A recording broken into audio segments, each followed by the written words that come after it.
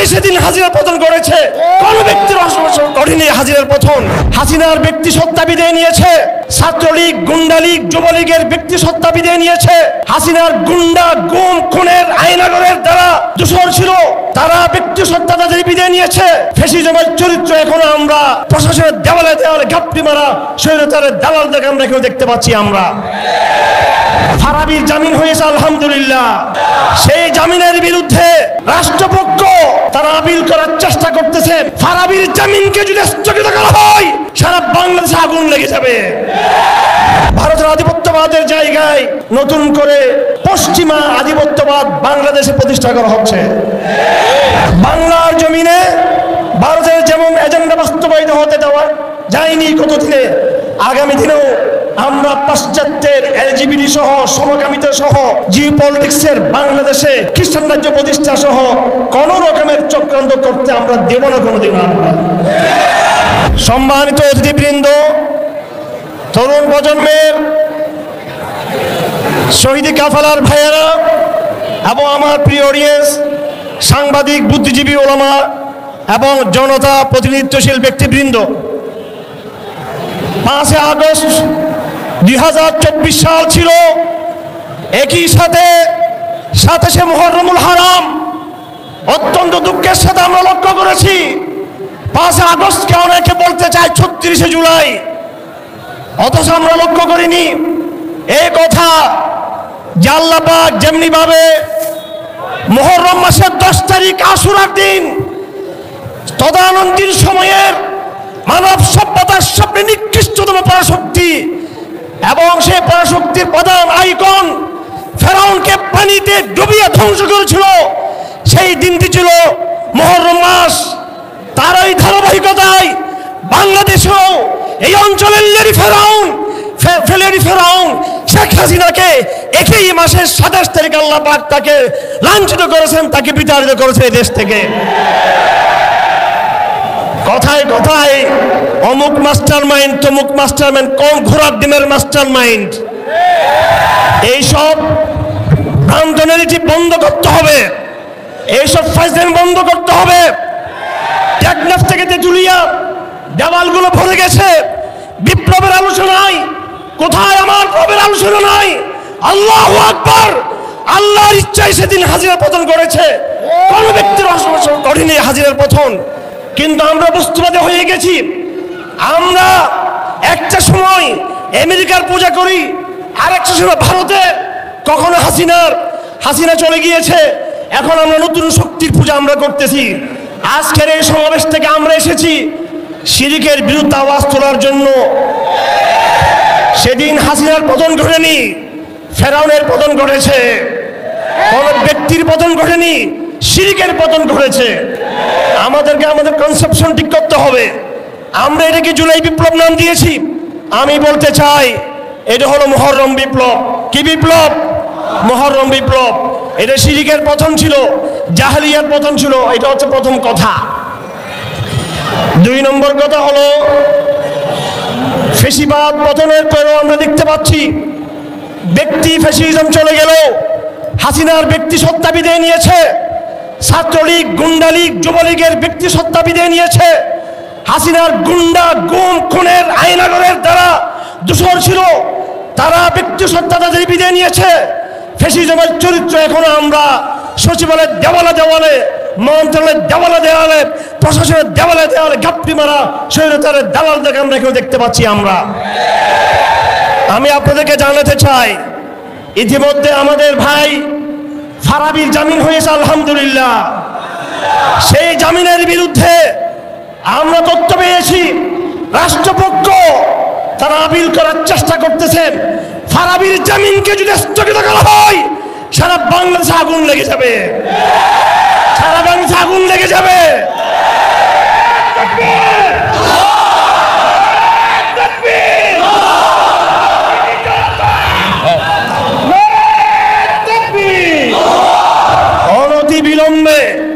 অনতি বিলম্বে আমি কিছু আলেমের নাম ধরে বলতে চাই। মাওলানা শেখ ফরিদ, হাটাজারি মাদ্রাসার ফারেক, আহমদ শফি রহমতুল্লাহ খলিফা, মাওলানা শফিকুল ইসলাম, মাওলানা মুফতি আব্দুল হাই এখনো তারা ফাঁসির আসামি হয়ে কারাগার জীবন যাপন করতেছে। মাওলানা আবু বকর এবং একটি বই রয়েছে নাম আন্ধার রাতের,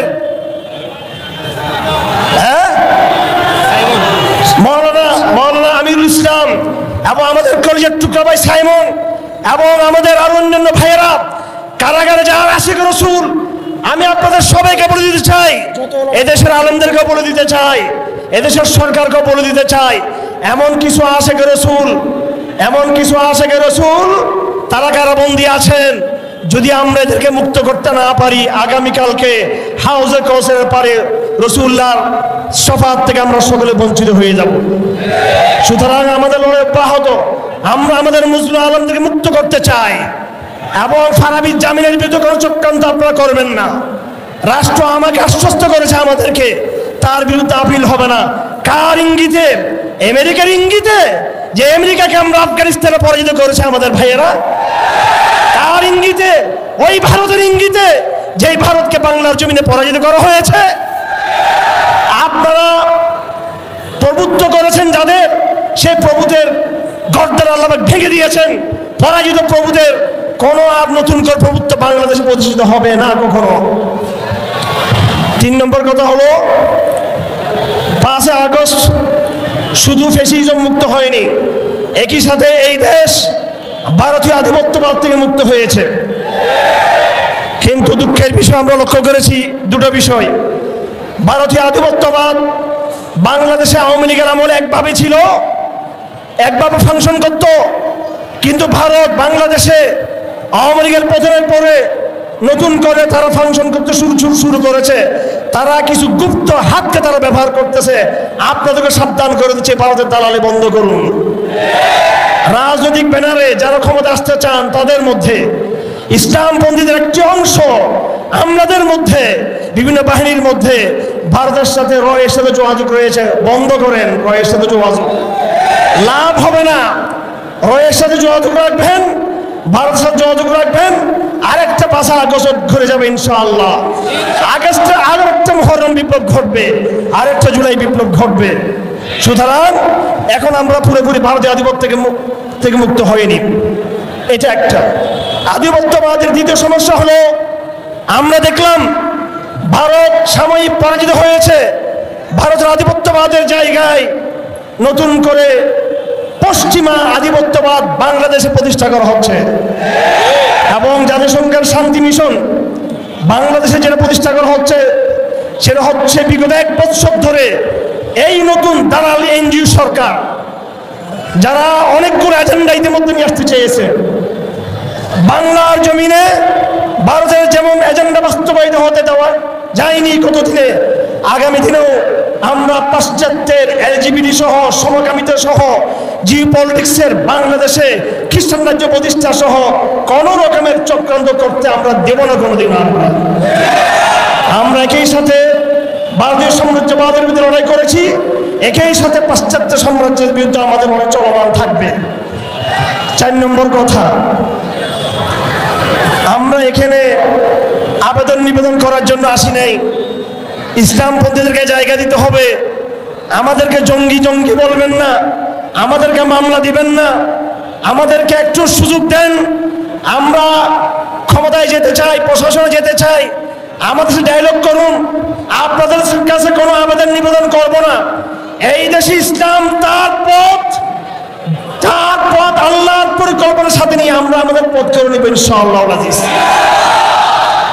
আগামী দিনের বাংলাদেশে যারা ক্ষমতা আসতে স্বপ্ন দেখেন, বিএনপিকে বলছি, জামাত শিবিরকে বলতেছি, এনসিপিকে বলতে চাই, কিংবা যারা চাচ্ছেন নির্বাচন না হোক আর সরকার দীর্ঘ আরো সময় থাকুক, আপনাদের সকল পক্ষকে আমরা বলে দিচ্ছি, নতুন বাংলাদেশের বিনির্মাণে প্রত্যেকটা দপ্তরে সেটা চাই ধর্ম হোক, সংস্কৃতি হোক, শিক্ষা হোক, অর্থনীতি হোক, প্রত্যেকটা দপ্তরে ইসলামপন্থীদের কন্ট্রিবিউশন পার্টিসিপেশন থাকতে হবে। আমরা আমাদের যোগ্যতা দিয়ে, আমাদের স্কিল দিয়ে কিভাবে এদেশ করতে হয় সেটা আমরা দেখিয়ে দিব ইনশাআল্লাহ। নিরাপত্তা আমাদেরকে যে কোনো মন্ত্রণালয়ে দেওয়া হবে।